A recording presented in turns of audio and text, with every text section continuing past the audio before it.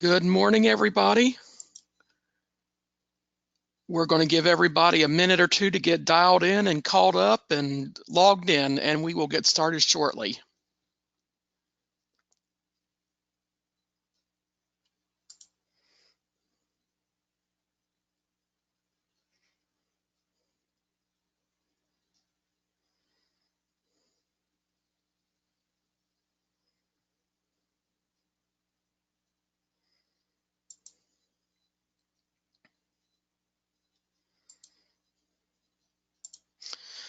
All righty. We want to welcome you to this December presentation of Select Connects with Clinicians, sponsored by Select Data. Select Connects is a webinar series with the goal of educating and equipping clinicians for OASIS accuracy and regulatory compliance. Select Data partners with home health agencies in a joint venture for better patient outcomes. Today's topic is building an effective plan of care. Presenting today, we have members of our clinical operations management team. Laura Hodges is our manager of quality and standards. Deborah Johnston is our clinical liaison, and I am Lisa Engel, your director of onboarding. Out of consideration for everyone's time, we won't be able to have a question and answer session at the end of this webinar today, but if you have any questions about the content, you can reach out to the client services via email. Handouts from this webinar will be made available from client services. Before getting started, we do want to remind you of our disclaimer. Information made available from this webinar should not be considered legal advice. It is for educational purposes only and does not provide all of the available information on the subject. Information shared is not a promise or a warranty or guaranteed express or implied. The opinions expressed, discussions undertaken, and materials provided do not represent any official position of Select Data. And we are going to be getting started with Laura Hodges. Thanks, Lisa, and welcome everybody. The objective of today's session is to provide an overview of some of the key elements within the plan of care that impacts the appropriate assignment of the ICD-10 CM diagnosis codes as we continue to prepare for PDGM. This session will specifically cover determining the focus of care and what to avoid, comorbid conditions, obtaining physician confirmation of diagnoses, medications and medical supplies, and then we'll go through some examples of patient-specific interventions and specific medical treatments. The 45 plan of care includes several requirements. Today's session does not include all components that meet that 45 requirement, rather the key areas that impact coding, and of course the appropriate coding assignment is key as we transition to PDGM. So we're going to get started today with determining the focus of care. To determine the focus of care, that's often a starting point when you're developing the plan of care. Per CMS, the patient's primary home health diagnosis is defined as that chief reason that the patient is receiving home care, and the diagnosis must be related to that current home health plan of care. This diagnosis may or may not relate to the patient's most recent hospital stay. However, it must relate to the skilled services being provided by the agency. So services by your PT, OT, ST, and skilled nursing all play a factor. Home health clinicians and coders must comply with the ICD-10 CM official guidelines for coding and reporting when assigning primary as well as secondary diagnoses. The assessing clinician is expected to complete the patient's comprehensive assessment, receive input from the physician, and then also understand the patient's overall medical condition and care needs before selecting and assigning that primary diagnosis. Only current medical diagnoses should be reported as primary. Historical diagnoses would not be appropriate, for example, a history of UTI or a history of pneumonia. Diagnoses should not be coded if they are resolved or if they do not have the potential to impact the current plan of care. So, for example, if the patient has OE or OA of the right knee and they go through a joint replacement procedure, then of course that OA of the knee is resolved and no longer would be coded. So what happens when the primary focus of care is not clear, or that the assessing clinician could possibly, improperly identify that focus of care? In this type of situation, a coder would query. We would query the agency or the assessing clinician if the focus of care is unclear. If the documentation supports a diagnosis other than what the clinician has listed as primary, a coder can make that recommendation without a query. They should provide a rationale as to why you shouldn't code the diagnosis stated as primary, whether it be resolved, not acceptable, potential to resolve prior to end of episode, or maybe they need further physician documentation to fully code that condition. So how does a clinician or a coder truly determine what the focus of care is? A lot of times you start with that referral documentation. There's a lot of important information that can be pulled from the referral itself, things such as physician office or inpatient progress notes, medication profile, operative notes, discharge summaries. All of those documents have some vital information to kind of guide you in the direction of care. We also look for that real reason that the patient went to the doctor's office, or why were they in facility. And then having review that provider documentation and performing the assessment, you simply ask yourself, why does this patient need home health care? There are some things that you try to avoid when you are determining what the primary diagnosis should be. In 2016, the most commonly used codes that were deemed questionable under the home health groupings model at that point were principal diagnoses that were too vague and unlikely to require home health services. And of course, this required the agency to resubmit with a valid principal diagnosis.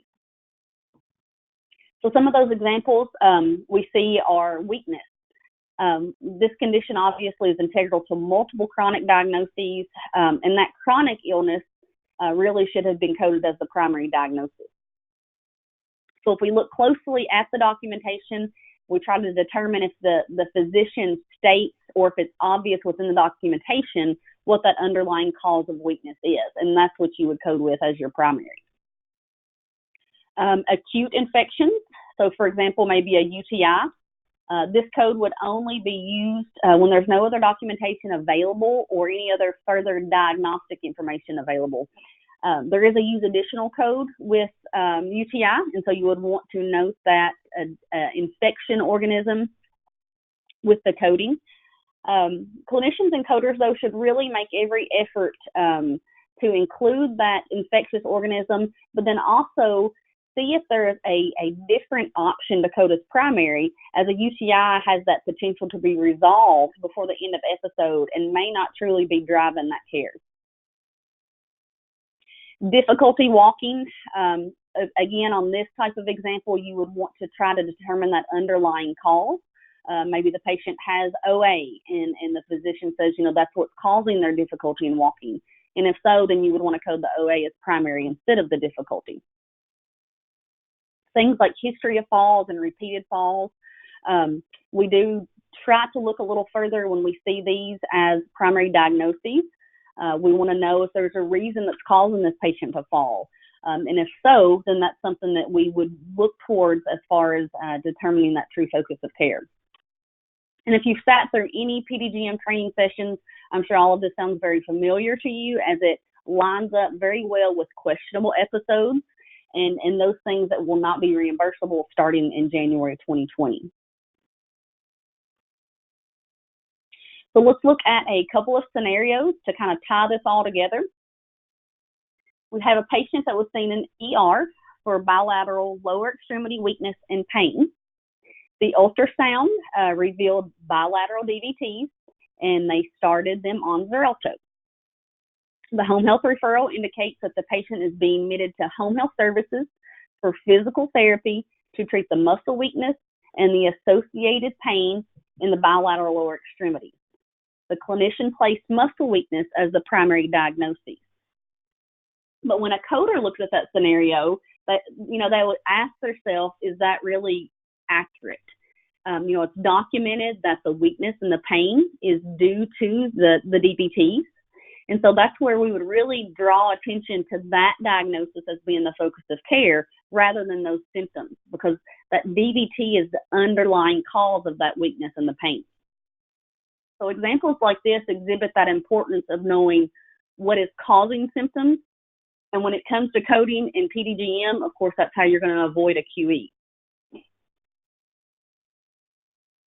Another quick example would be a patient admitted to the hospital for weakness, dysuria, and nausea. They were found to have a UTI, and cultures revealed E. coli as the source.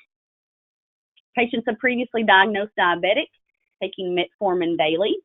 However, during his hospital stay, his blood sugars, they were elevated, and he received insulin. On discharge, they increased his metformin dose to twice daily and also ordered an antibiotic for his UTI for 5 more days. So what would you consider the primary diagnosis in this case? Obviously, he was admitted for the UTI, so a lot of people would automatically draw their attention to that. And although there's orders on the plan of care for that, you really have to dig a little deeper to see what's driving that episode.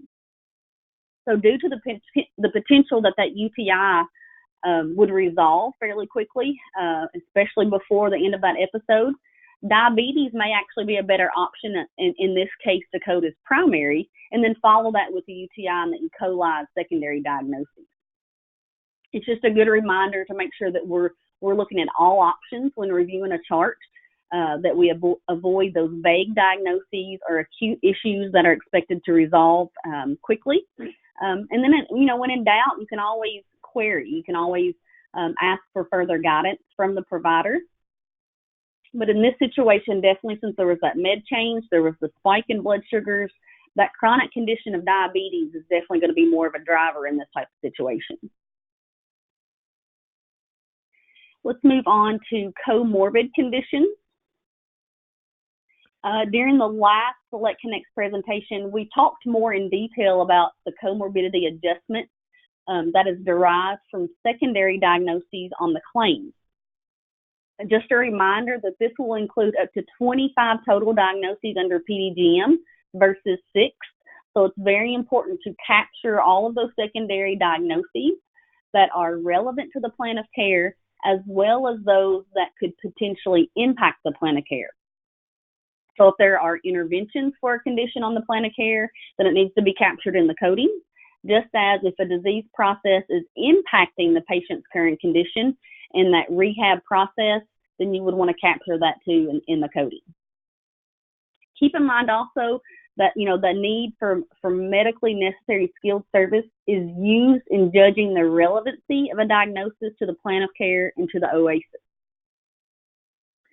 So just as a recap, to qualify for a low comorbidity adjustment under PDGM, the claim must include one secondary diagnosis found within one of the comorbidity subgroups associated with higher resource use.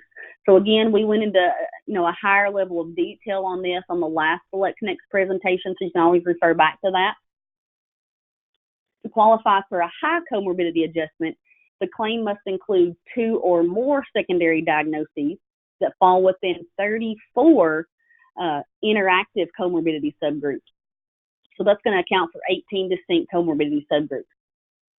An example are patients with heart failure and patients with Parkinson's disease. These are 2 examples of subgroups that will definitely interact and be eligible for a different level of adjustment. So it's just a good thing to remember you're painting a full picture of the patient. So anything that's impacting them or the current plan of care, then we need to capture that to get the benefit that you truly deserve for the care that you're providing.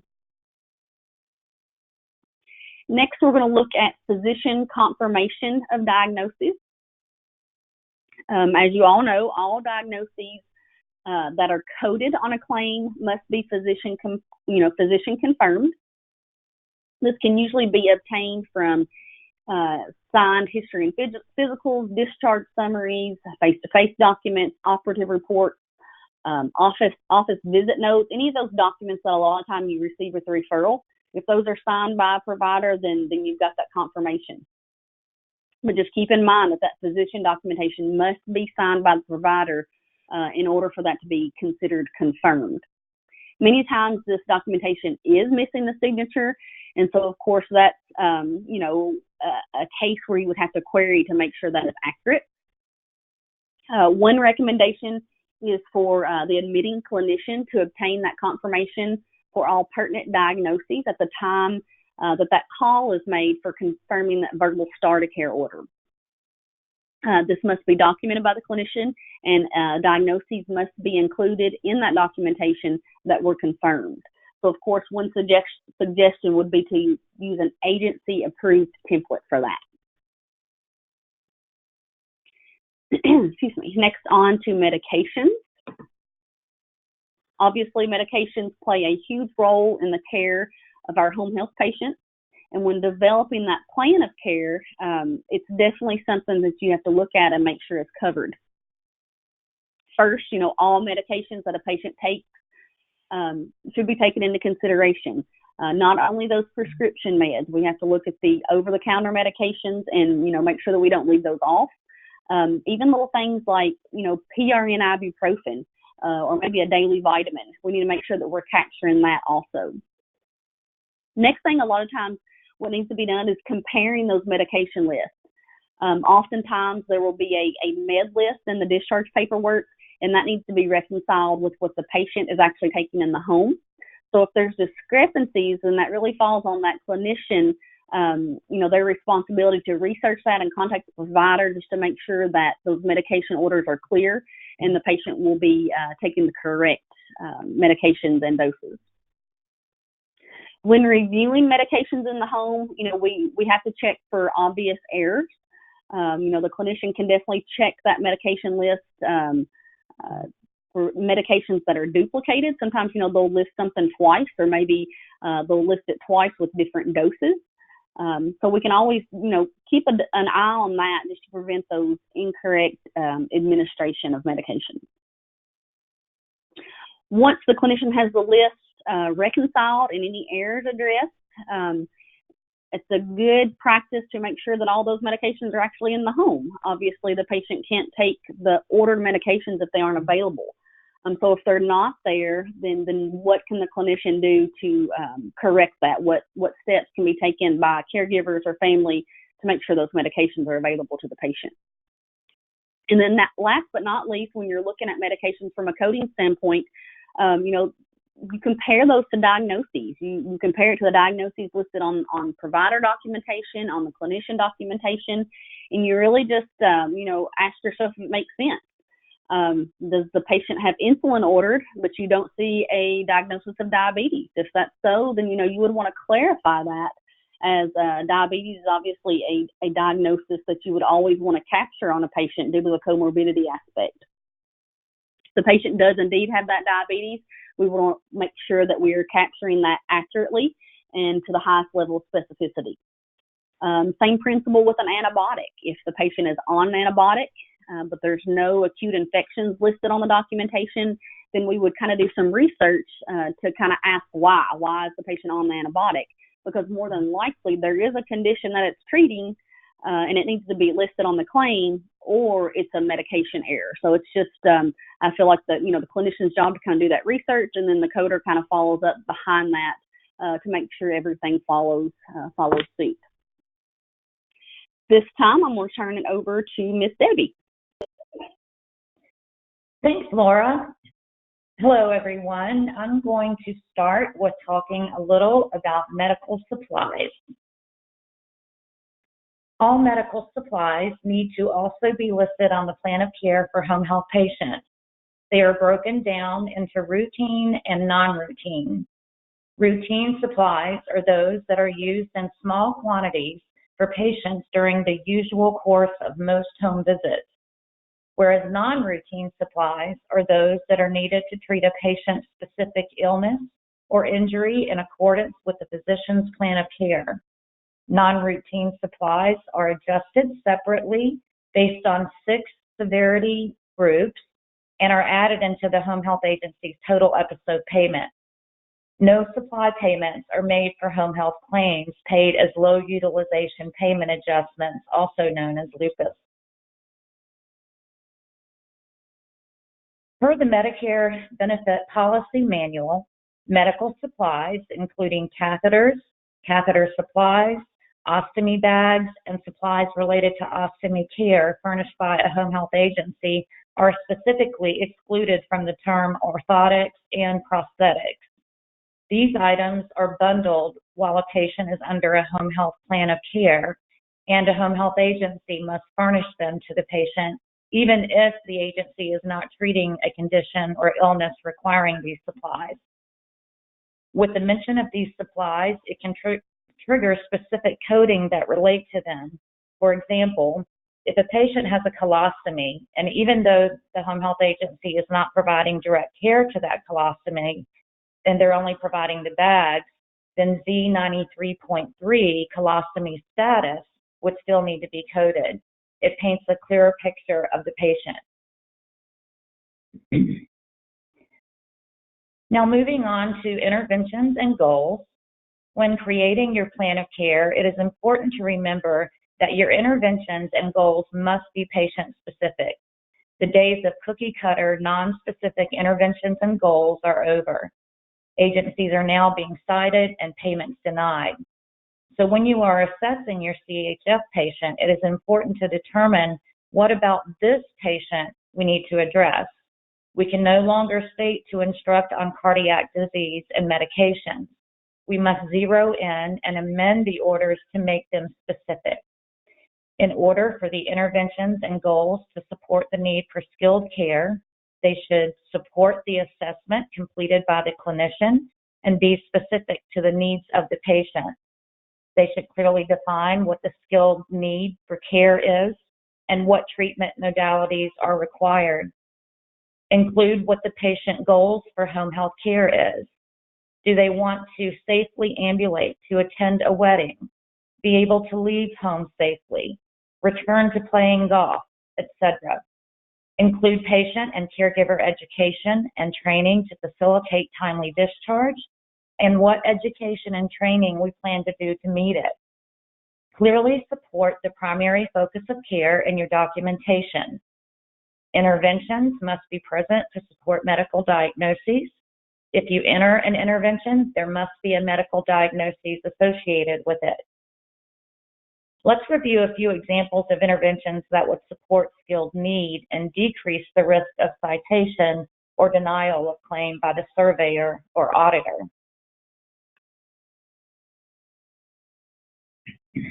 So looking at some examples, here's a basic intervention example that just reads, skill nurse to teach on cardiac diet, where a more specific intervention would be skill nurse to instruct patient on rationale for following cardiac diet and 10 foods allowed and not allowed on cardiac diet within 45 days.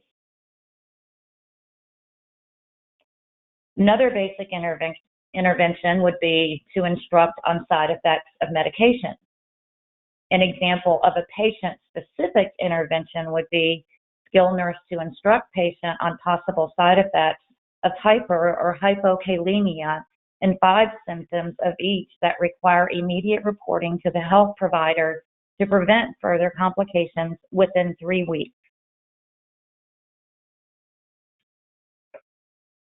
Now let's talk a little about creating goals. The goals must be patient-centered and specific. Ask yourself, is the goal clear, concise, and complete? Is the goal concrete and measurable, such as will the patient will be able to list instead of patient will know? Does the goal answer the who? Is it the patient, clinician, or caregiver? And what? Goals must be measurable. Can progress toward the goal be objectively measured and recorded? How will progress be measured? Are there interim steps necessary to the achievement of the goal? If so, consider breaking it down into smaller interim goals and short-term and long-term goals? And does the goal address the how? Goals should be achievable. Is the goal attainable, realistic, and reasonable given the patient's reality? Does the patient have the knowledge, skills, and ability necessary to achieve the goal? Should the goal be broken down into intermediate steps or interim goals? Does the goal address the which? And looking at relevancy, is the goal relevant to the patient's reality? Is the goal in keeping with the patient's priorities and values? And does the goal address the why? And time-bound, does the goal have a clearly defined specific timeline or target date? Is it possible and realistic to put a target date on the goal? If not, it should be reworked. Is the time frame realistic and reasonable for this patient? If not, consider breaking it down into smaller interim goals. And does the goal answer the when? So looking at some examples of interventions and goals, looking at this goal, instead of a goal of the patient will understand symptoms of hyper and hypokalemia, a more specific goal would be patient will verbalize 5 to 10 symptoms of hyper and/or hypokalemia that require intervention by the healthcare provider within 30 days.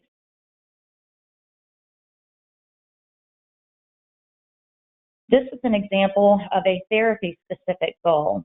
Example for maintenance therapy for a patient with CHF. When creating patient goals, be sure to think of the 5 W's. And these are 5 necessary elements that all goals should include. Who the goal pertains to, what objective measure is used, where is score interpretation and expected change to occur, and what is the functional relevance, why? When is it to occur? It's important to include a time frame.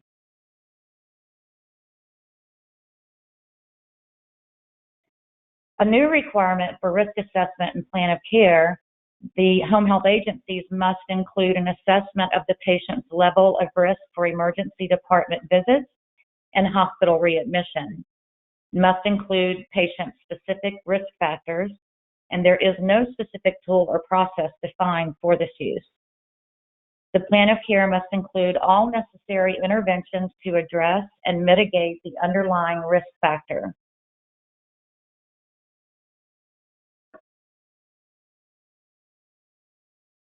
Specific medical treatment. When creating orders and interventions for specific medical treatments, be sure to write a step-by-step process listing all supplies necessary. The goal associated still must be measurable and provide a time frame. If you know the wound cannot heal within your start period, don't list a goal with a plan to heal by then. Remember, the goal must be realistic. Here's an example of a wound care order. For a comprehensive treatment order that will promote consistent care, include all of the following: the wound location, any cleansing solution that will be used, the primary dressing to be applied to the wound bed, include as needed a moisture barrier for the peri-wound area to prevent maceration. Also, as needed, a secondary dressing to be placed over the primary one, and include what you will be securing the dressing in place with. Always include the frequency of the dressing change, and follow manufacturer's guidelines or change more often based on an exit date amount, and the expected duration of need, as well as the patient and or caregiver to perform the wound care in the absence of the nurse when competent. And lastly, is there a diagnosis to support the wound? Here's an example of an IV order. What is the medication's classification? What is its purpose? Why would your patient be receiving this medication? And is there a diagnosis to support it?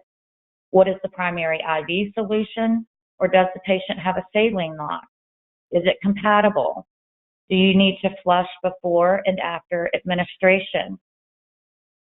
Make sure to include how much flush solution.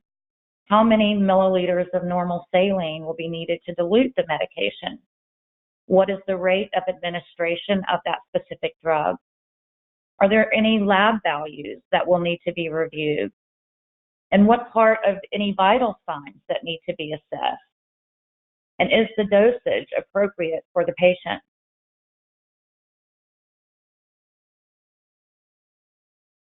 Here's an example for catheter orders. Remember to add supplies required to the medical supply selection of the plan of care. Here you have an order, skilled nurse to change Foley catheter every 30 days and PRN for leakage or dislodgement using 16 French 10 cc balloon utilizing catheter insertion tray and bedside strainage bag via sterile technique.